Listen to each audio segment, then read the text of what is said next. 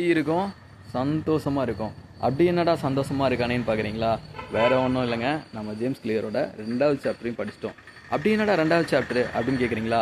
Habits எப்படி நம்மளோட ஐடென்டிட்டியை build பண்ணோம், இல்லைனா ரீபில்ட் பண்ணோம், இல்லைனா புதுசாக ஒரு ஐடென்டிட்டியை உருவாக்குறதோ இல்லை ஆல்ரெடி இருக்க ஐடென்டிட்டியை மாற்றுறதுக்கு நம்மளோட ஹேபிட்ஸ் எவ்வளோ ஹெல்ப் பண்ணோம் அப்படின்றதையும் அதோட இம்பேக்டையும் தான் இந்த சாப்டரில் சொல்லியிருப்பார்.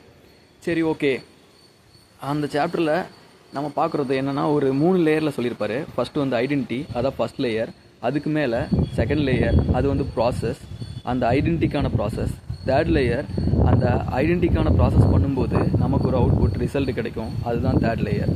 இப்போது இதை ரியல் டைமாக ஒரு எக்ஸாம்பிளுக்கு சொல்லணுன்னா, நான் ஸ்கூலில் படிக்கும்போது ஸ்கூலில் படிக்கும்போது லாஸ்ட் பெஞ்சில் எப்போவுமே அறாத்தான் இருக்க ஒருத்தன்.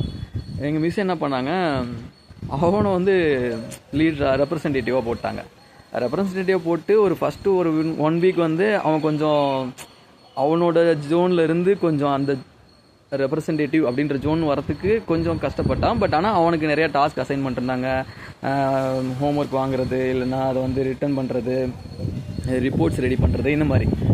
செகண்ட் வீக் பார்க்கும்போது அப்போ தான் நான் ரியலைஸ் பண்ணேன், அவனை வந்து இன்டெரக்டாக அவங்க வந்து அவனோட ஐடென்டிட்டியை சேஞ்ச் பண்ணியிருக்காங்க. அவன் ஒரு 6வது ஸ்டூடெண்ட் அப்படின்றதுலேருந்து அவன் ஒரு குட் ரெப்ரசன்டேட்டிவ் அப்படின்னு சொல்லிட்டு.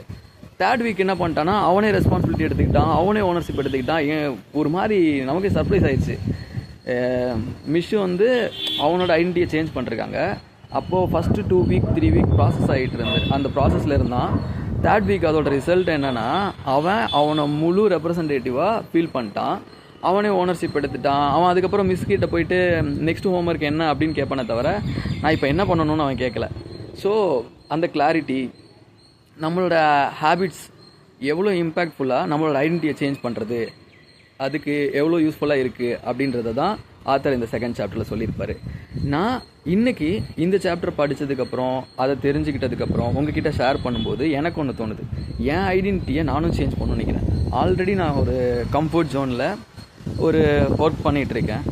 இந்த ஒர்க்கில் இருந்து எனக்கு என்ன வேணும், என்னோடய ஐடென்டிட்டி வந்து நான் வந்து I become a data engineer அப்படின்னு யோசிச்சுட்டு இருந்தேன். But I am a data engineer, அதை நான் ட்ரஸ்ட் பண்ண ஆரம்பிச்சிட்டேன். I believe my self. So நீங்களும் அதுக்காக நான் ப்ராசஸ் பண்ண போகிறேன். அதை ஸ்டார்ட் பண்ணிட்டேன், இன்றைக்கி மார்னிங்கே ஸ்டார்ட் பண்ணிட்டேன். ஓகே, அதோட ரிசல்ட் வந்து ரொம்ப சீக்கிரமாக உங்கள் எல்லாருக்கிட்டையும் நான் ஷேர் பண்ண போகிறேன். I trust the process. And உங்களுக்கு இந்த வீடியோ பார்த்ததுக்கப்புறம் நானும் என்னோடய ஐடென்டிட்டியை சேஞ்ச் பண்ணிக்கணும், இல்லைனா புதுசாக ஒரு ஐடென்டிட்டியை உருவாக்கணும் அப்படின்னு நினச்சிங்கன்னா, என்ன ஐடென்டிட்டியை உருவாக்க போகிறீங்க இல்லைனா மாற்ற போகிறீங்க அப்படின்றத கமெண்ட் செக்ஷனில் சொல்லுங்கள். உங்களோட அந்த ஐடென்டிட்டியை சேஞ்ச் பண்ணுறதுக்கும் அதை கம்ப்ளீட்டாக அச்சீவ் பண்ணுறதுக்கும் என்னோட பிக்கஸ்ட் ஆல் த பெஸ்ட்.